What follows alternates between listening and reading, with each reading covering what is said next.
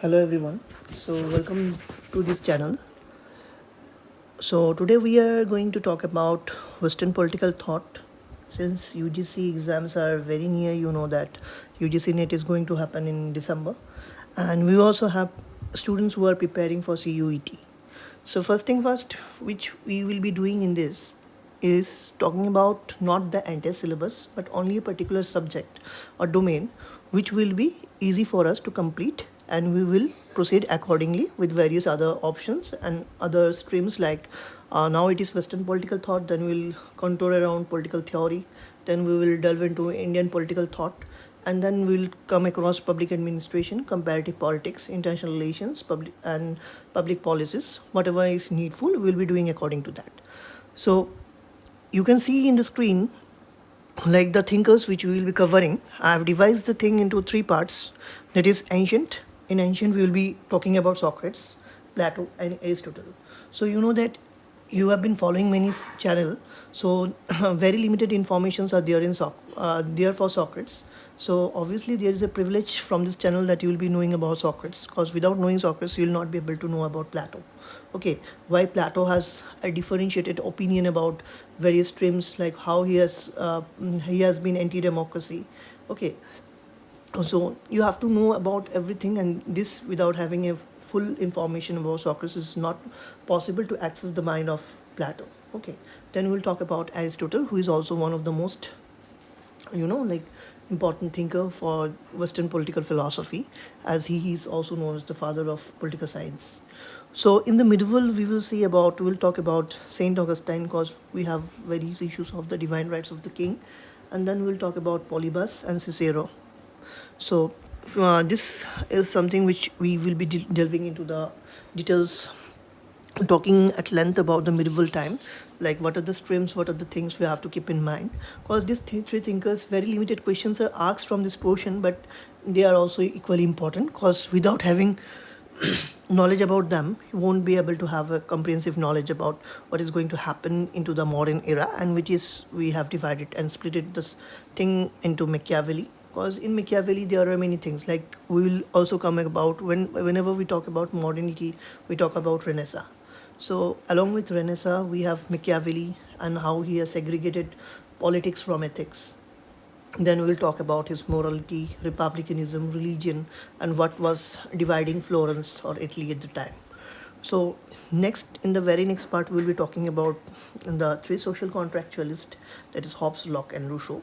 And we'll also talk about what are the critics like one has over another, and what are the time durations, and what are the books they have been providing, and what are the thoughts they have provided in perspective to social contract.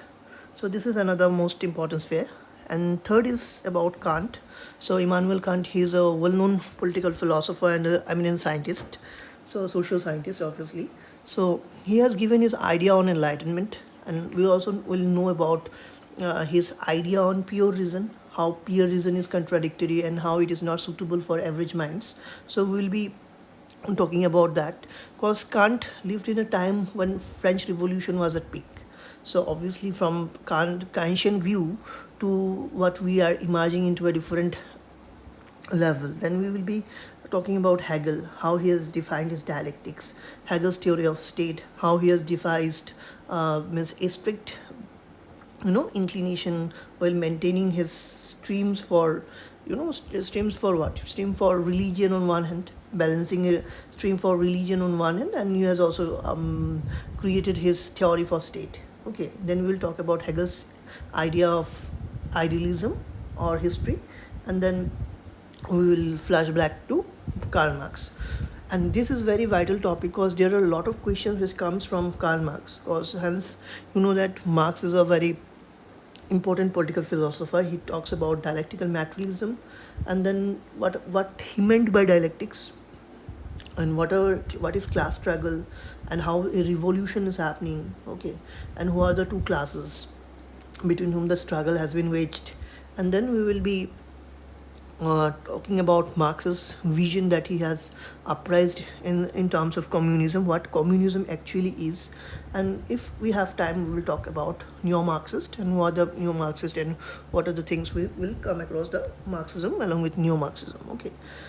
So after that, we will be taking you all to the stream of liberalism, and we will also talk about various strands which has been mentioned by Bentham, philosophy, calculus, then John Stuart Mill, how he has idealized a qualitative freedom or qualitative version of liberty. Okay, then multiple votes and then representation of women and all. Okay, so these are the things we will be talking about John Stuart Mill, but this is not the end. We will have many other topics in between. So it is about John Rawls. He's the last of all the political theorists which I have mentioned, and he is the contemporary political theorist. You can say that John Rawls. He has devised his concept about distributive justice, and there are many others like Michael Sandel, Charles Taylor, then Robert Nozick, who has criticized John Rawls' theory of justice, John Rawls' perspective on the definition of justice, and how Amartya Sen, that is a he's a Nobel laureate. Apparently, he's an Indian, basically.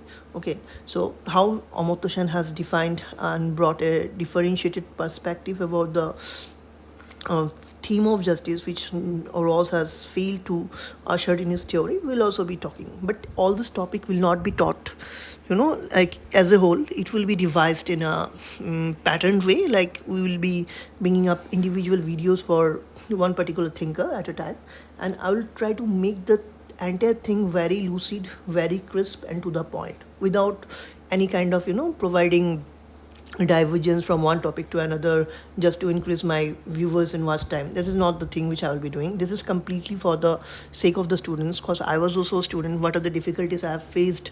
Because the YouTube videos which are provided, there are a lot of misguiding factors which are not providing the direct things. Apparently we have to watch, and until the end of the video we all slip.